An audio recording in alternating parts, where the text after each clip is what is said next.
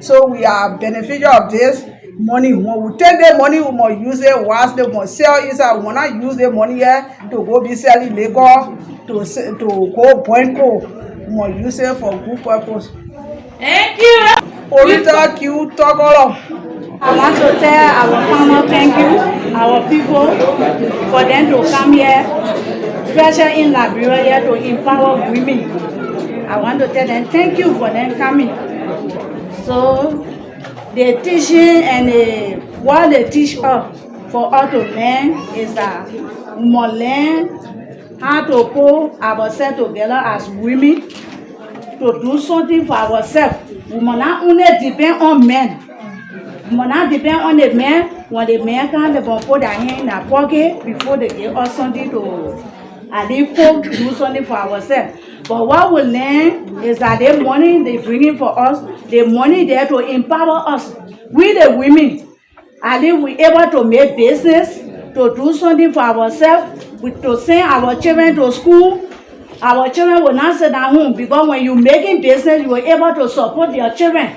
You are able to send your children to school. You are able to support your family. But if you don't have anything at all, when something happens in your family, you are not able to stand as dealer of family member to help your family. So I just want to tell our partner, thank you for them coming to support us. Because they support, to get support for them, it's good for us. So we learn a lot from the teaching. Thank you.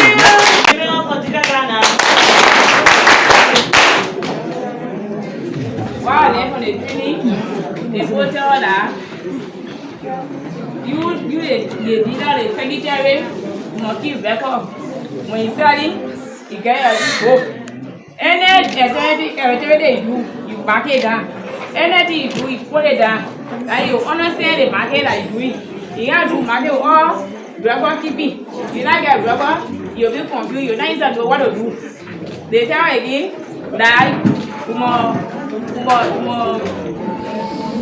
support our children. Women, they put on our women there.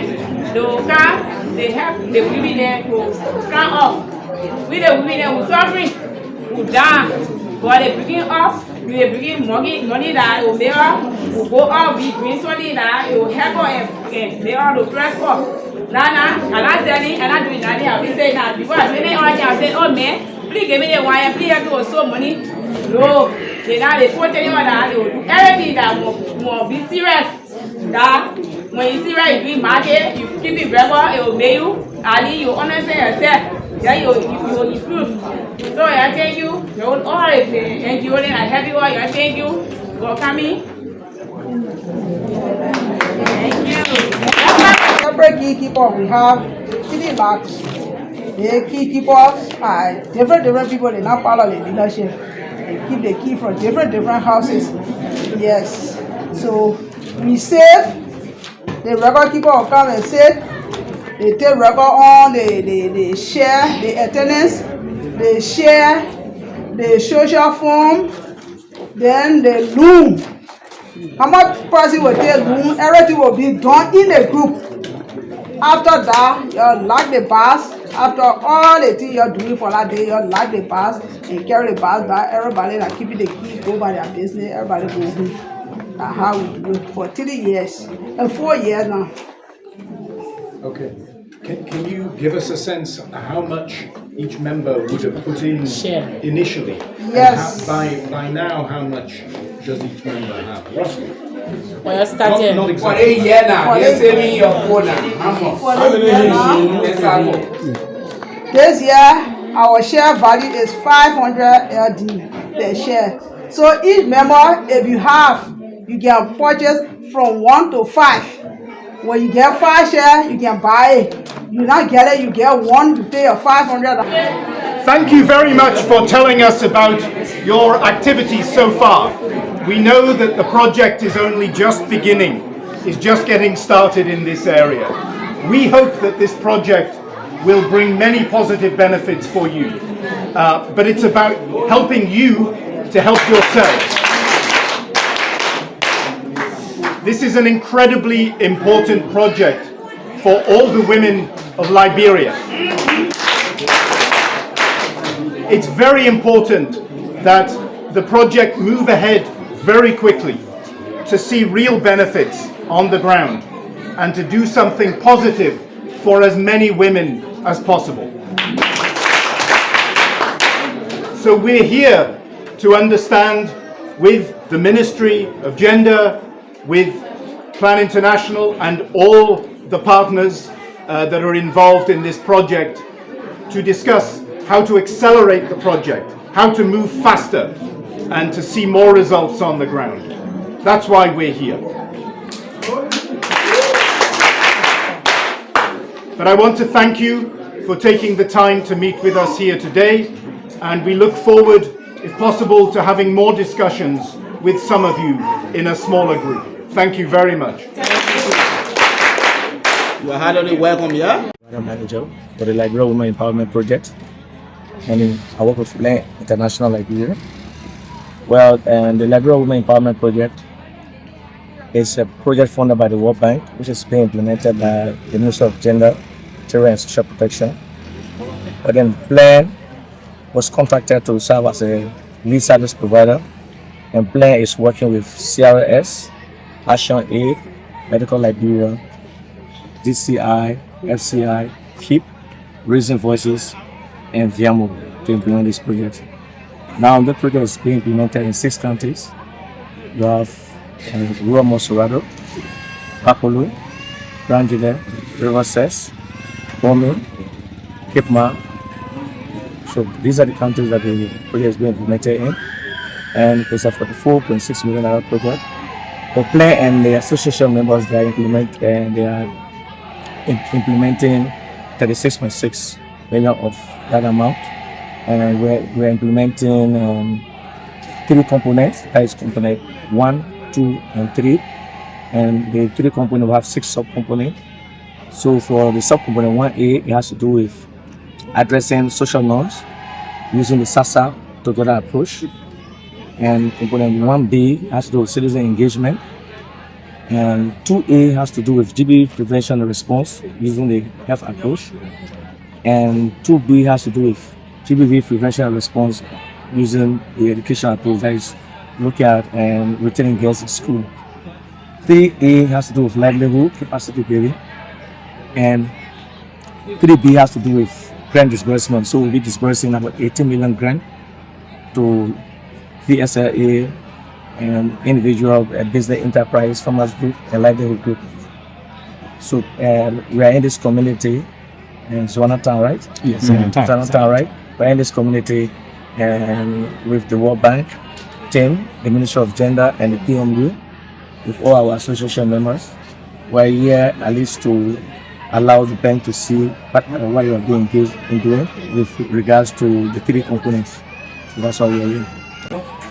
Well, the first thing we are operating in 498 communities in the 6 countries. So you have to be resident in one of these communities, and then there are requirements for the VSAA. Like I said, we have the Village Saving Loan Association. You have the individual business enterprise. So it depends on which group you fit under and their requirement. But yes, we understand the low capacity in countries. So what we do in the process where there's gap, what we do have training that we provide for the group so that they can meet the basic requirement. And that's why we are not doing this in isolation of the ministry. We work with the gender coordinators in each of the countries. We also work with the community leadership. And like I said, we are in this partnership with other organizations. So we are all implementing different sub-components. So, for example, Action Aid is implementing sub-component 1B that has to do with citizen engagement. So through the citizen engagement, what we do, we set up grievance redress committees that are there where we get information and about the community, we get feedback about the project. So if there are things that are not right, we get the information through the grievance redress committees. I mean, what's the importance of empowering women generally? Well, definitely, the whole issue of the about this project is to address the prevalence of GBV, gender-based violence. So, focusing on the issue of intimate partner violence. Definitely, because of poverty, that you realize that there will be violence in the home. So once you empower and community women, it's like you are trying to reduce intimate partner violence. So that's one approach we're using, and that's why we're not the components that are interconnected. We're not just giving the grant out. But then what do we do? Like I said, 1A has to do with the SASA and together, and for SASA is addressing GBV, right? Gender-based violence. So this is about behavior change approach, wherein you engage community members, you engage and youth group, you engage men, boys, engage the women themselves on changing the attitude. So look at those negative social norms. So for example, victim blaming, right? Wherein people you blame the GBV survivor. So let's say for example a rape. So why was she wearing short skirt?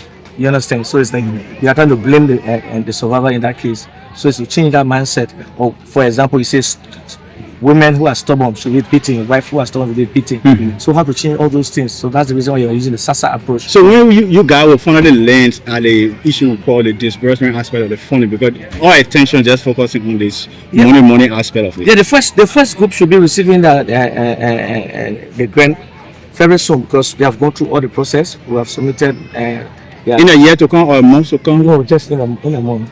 The first group should receive it. I guess you have special message for those beneficiaries or those that have been captured. What will be a key message to women out there? Well, and for the key message is that this grant is to empower women, right?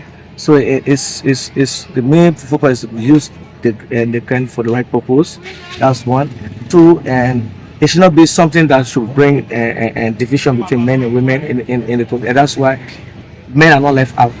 So you see that in a group you have men and women in the group. Though you have women up to 70%, you have men at 30%. But definitely it's a partnership, not only women. So men are involved in it, because you cannot address GBV leaving the men out. Thank you very much. Application Position and the lead service provider manager for the Liberia Women Empowerment Program.